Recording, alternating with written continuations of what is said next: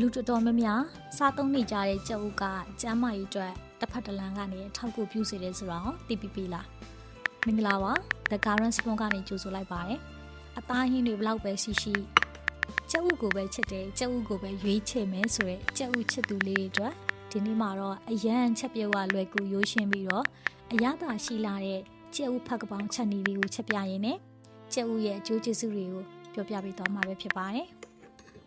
ပုံမှန်ရွယ်စားရှိတဲ့ကြက်ဥတစ်လုံးမှာဆိုရင် essential amino acid 6 မျိုးပါဝင်တဲ့ protein အသားဓာတ်က6 gram ရှိပါတယ်။ကြက်ဥတစ်လုံးမှာပါဝင်တဲ့ protein ကကြက်ဥအနှစ်မှာ40ရာခိုင်နှုန်းကြက်ဥအကာမှာ60ရာခိုင်နှုန်းပါဝင်ပါတယ်။ကြက်ဥကမျက်လုံးကျန်းမာရေးကိုအထောက်အကူပြုစေတဲ့ antioxidants တွေများပြားစွာပါဝင်တဲ့အတွက်ကြောင့်မလို့မမီတို့နေ့စဉ်စားသုံးနေကြအစားအစာတွေမှာတင့်တော်သူတို့ထည့်စားခြင်းဖြင့်အာဟာရဓာတ်တစ်ခုရရှိစေပါတယ်။ကြက်ဥထဲမှာ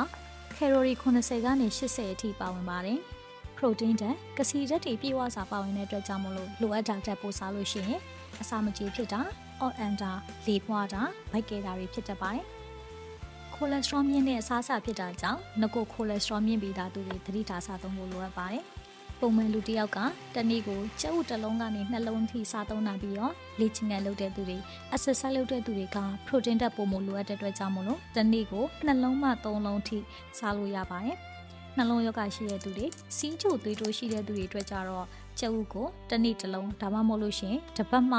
2လုံး3လုံးထိစားသုံးပေးလို့ရပါတယ်ရှင်။တန်ဆေးလွန်ပေးဆိုသလိုပဲ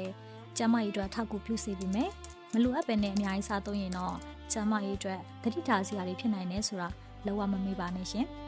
မင်္ဂလာပါ The Current Spoon ကနေနှုတ်ဆက်လိုက်ပါတယ်နောက်ထပ်ဗီဒီယိုမျိုးမှာပြန်ဆောင်ကြရအောင်ဘိုင်ဘိုင်